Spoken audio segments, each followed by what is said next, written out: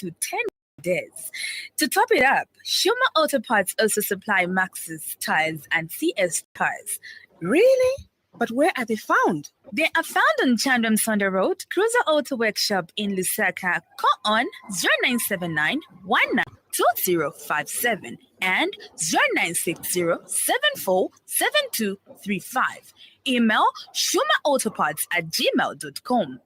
Shuma Auto Parts for all your genuine vehicle parts.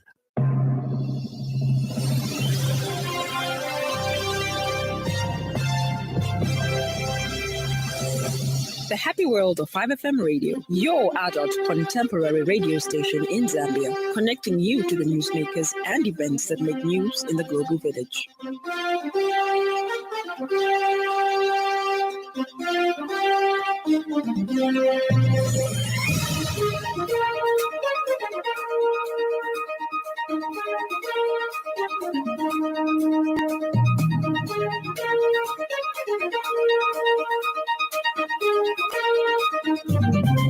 Good evening. This is the 5FM News. The headlines.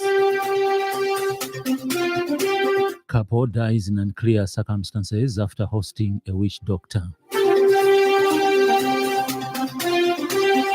Scottish government gives Zambia and Malawi a £1 million for a state-of-the-art diagnostic laboratory at Unza. Gay sex ban in Namibia rude and constitutional. This news bulletin is also streaming live on the 5FM Facebook page and YouTube channel, 5FM Radio Zambia. With the details, I'm Hebert Mutabi. A young couple has suddenly died in unclear circumstances after having hosted a witch doctor known as Dr. Simple in Chongwe district. Confirming the development, police public relations officer Ray Hamonga says Kanakantapa police post yesterday received a report concerning the sudden and unnatural death of the couple by Mutafera Kalima, aged 28, of the same village.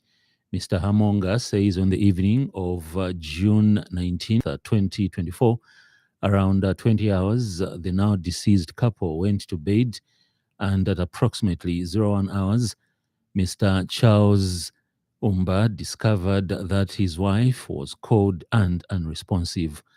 He says Mr. Umba informed their neighbor, Beth Mwanza, aged 48, around 06 hours, and she confirmed that Mrs. Umba had already passed away and assisted in transporting her body to Kanakantapa police post to obtain a brought-in dead certificate.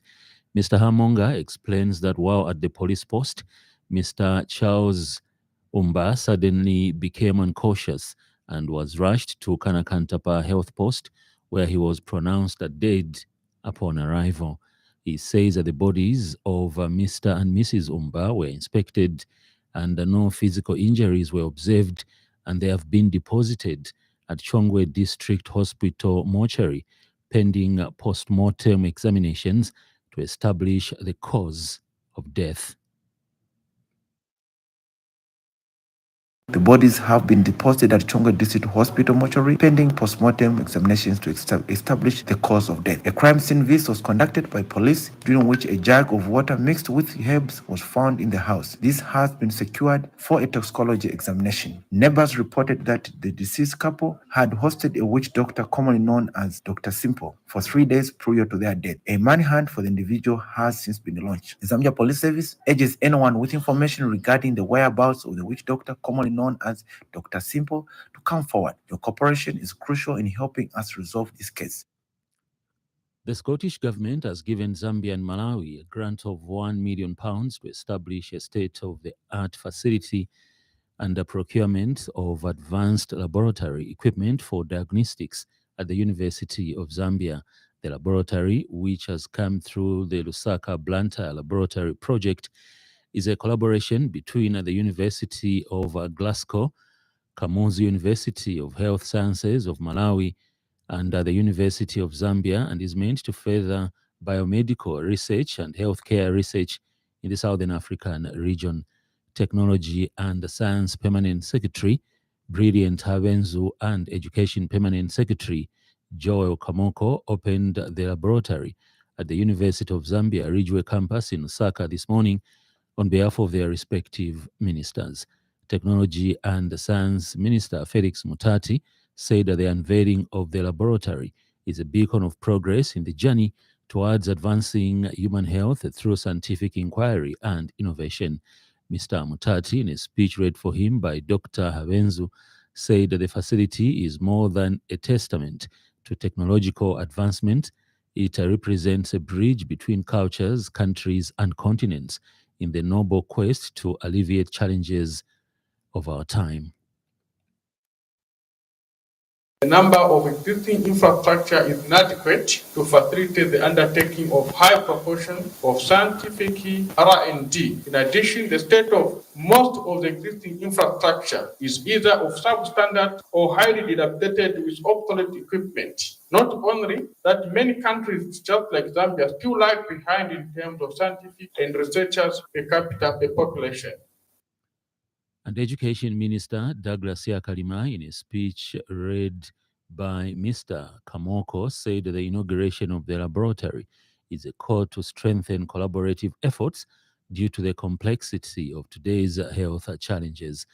Meanwhile, University of Zambia Vice Chancellor Professor Mundia Muya said that the Lusaka Blantyre project is not just a milestone, but a revolutionary step forward in how countries can approach biomedical research and healthcare. The Department of Immigration in Dola has effected the deportation of a 45-year-old Congolese businessman, Freddy Chansa, for abrogating immigration laws with impunity by repeatedly returning to Zambia unlawfully. Immigration Public Relations Officer Namati Shinka says that the offender was deported on 19th June 2024 via Kasumbalesa border control under a warrant signed by the Minister of Home Affairs and Internal Security. Mr. Shinka says that the serial offender first came to the department's attention on 3rd October 2016 when he was referred to immigration headquarters by the Department of National Registration, Passport and Citizenship after that office rejected his application for late registration as a Zambian citizen when he failed to prove his claim to Zambian citizenship. He says that the Zambian consulate in the DR Congo had earlier rejected his application for a travel document for similar reasons, after which he entered Zambia without a travel document on 7th May 2016 with a view to obtaining a green national registration card. After concluding investigations into his claims to Zambian citizenship, the department established that he was born and raised in Congo and that his parents were also born in Congo. Consequently, he was removed from the country for the first time on 28 April 2017 by Kasumbalesa border control. Chansa unlawfully returned to Zambia on unknown dates and while in the country fraudulently acquired a green national registration card, a Zambian passport and a voter's registration card before being arrested and prosecuted for giving false information to a public officer when obtaining the national registration card. The International Water Management Institute, IWIM, says Sub-Saharan Africa countries, especially in the southern region, need to prepare adequately to mitigate the impact of climate change. The International Water Management Institute regional representative for Southern Africa, Henry Roman, says Zambia needs a drought action plan if the country is to address the current challenges triggered by climate change.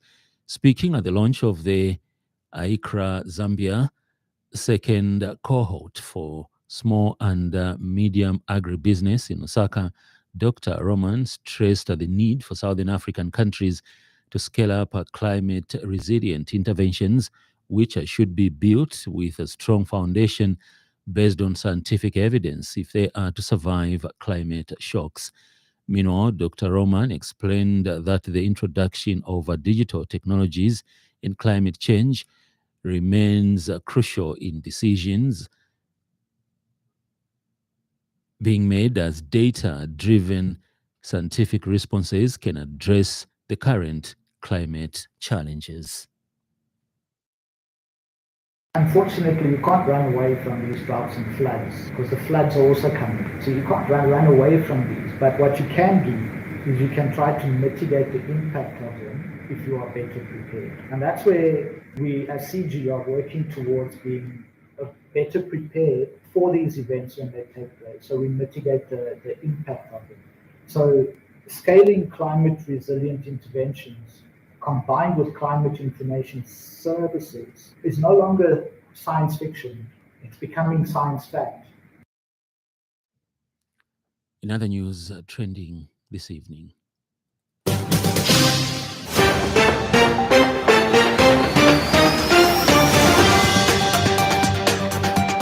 Finance and National Planning Minister Stumbeko Msokotwani says from the recommended 41.9 billion kwacha supplementary budget, the government has proposed to spend an additional 460 million kwacha to undertake, among other, heightened disease control interventions for the livestock and wildlife sector.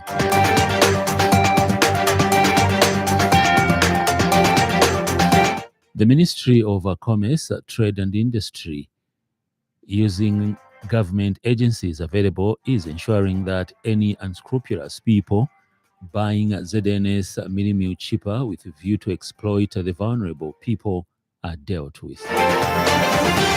Up next, business news. 5FM Radio Business News. We mean business. Keep you current in commerce, trade, and industry, local and global. It's our business to keep you informed about business. Ministry of Small and Medium Enterprise Development through Citizen Economic Empowerment Commission, CEEC, says it remains steadfast in its commitment to providing the necessary support to small and medium enterprises, SMEs, and cooperatives, ensuring their significant contribution to national socio-economic development. Speaking at the Citizen Economic Empowerment Commission handover ceremony of agricultural mechanization and energy equipment today, Minister of Small and Medium Enterprise Development, Elias Mubanga, says to achieve the agenda of economic transformation, the job creation as espoused in the 8th National Development Plan, government has placed emphasis on strategic and systemic implementation of options that yield multiple benefits. Mr. Mubanga further explains that to mitigate the harsh impact of load shedding on small businesses, CEEC has demonstrated a remarkable responsiveness by awarding loans for the procurement of alternative energy sources. In response to the presidential directive to provide access to finance for SMEs and cooperatives, the Citizen Economic Empowerment Commission has taken a decision, an action point, where they are now issuing a special call, and they issued a special call to apply. Speaking at the same event, CEEC chairperson Jason Kazirimani says it is an honor to hand over vital equipment, including irrigation systems, solar equipment, generators, and agricultural mining, valued at a total cost of over 179 million kwacha. The Citizens Economic Empowerment Commission is honored to hand over this very vital equipment to successful applicants from the special call. This initiative was born out of the presidential directive to address the pressing issues of drought and load shedding by providing access to finance for micro, small, and medium enterprises and business-oriented groups. Ends the business news. I beg your pardon, the other part of the story reads, and Lusaka Provincial Minister Shio Muliata, in a speech read on her behalf by Deputy Permanent Secretary Alex Mapushi, congratulated the beneficiaries and encouraged them to work tirelessly against all challenges and focus on making the projects a success. Now that ends business news. 5FM Radio Business News. We mean business. Keep you current in commerce, trade, and industry, local and global. It's our business to keep you informed about business. In foreign news, in a landmark ruling for gay rights campaigners, laws banning same-sex acts between men have been ruled unconstitutional in Namibia. Convictions for the colonial-era offences of sodomy and unnatural sexual offences were rare but fueled discrimination against gay men who lived in fear of arrest. No laws exist prohibiting sex between women in Namibia. Same-sex marriage remains illegal in the Southern African nation. Here's a roundup from the BBC for other world news stories. A police watchdog is investigating reports that a protester was shot by police during demonstrations against proposed tax increases in the Kenyan capital, Nairobi. The Independent Policing Oversight Authority said it had documented the death as a result of police shooting. Protesters say the controversial finance bill would choke the economy. The authorities in Jordan say they have detained several travel agents and individuals who facilitated the unofficial travel of Muslim pilgrims to Saudi Arabia. Unregistered pilgrims do not have access to proper facilities at ritual sites. The US military says a temporary pier off the coast of the Gaza Strip has been re-anchored, allowing the resumption of aid deliveries. Strong winds and heavy seas have meant the $300 million structure has only been operational for 10 days. The Chinese state broadcaster says at least 38 people have been killed as flooding sweeps across densely populated parts of the southern province of Guangdong. In sports news, Wales have sacked manager Rob Page after 3.5 years in charge. Page, 49, led his country to a first World Cup in 64 years and guided them to the second round of Euro 2020. But he has paid the price for Wales' failure to qualify for Euro 2024 with this month's miserable friendly displays against Gibraltar and Slovakia proving to be the final straw. Football Association of Wales bosses held talks for more than a week before subsequently coming to an agreement that a change was needed. We now have the evening weather report. Stay tuned.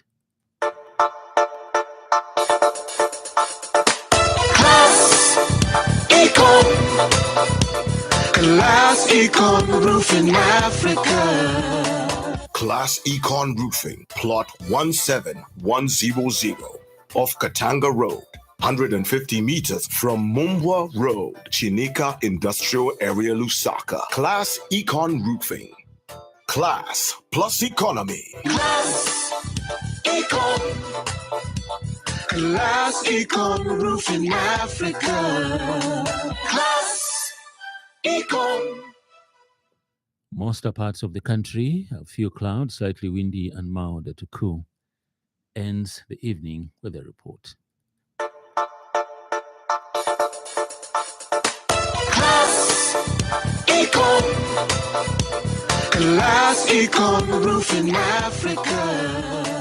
Class Econ Roofing, plot 17100 off Katanga Road, 150 meters from Mumbwa Road, Chinika Industrial Area, Lusaka. Class Econ Roofing. Class plus economy. Class Econ. Class Econ Roofing Africa. Class Econ. That item brings us to the end of the news, but before we go, a recap of the top stories.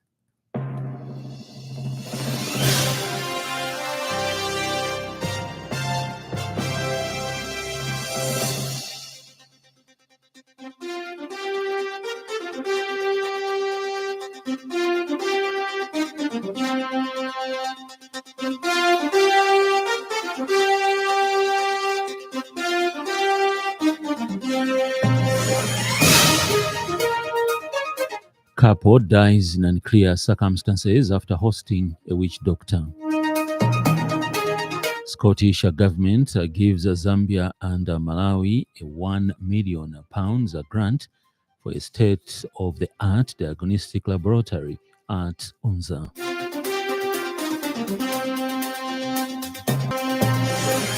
For more news, follow us on 5FM Radio Zambia. On behalf of the entire news crew and the technical department, thank you for listening to the Happy World of 5FM. Stay safe and stay tuned to 5FM Radio. I'm Hebert Mutabi.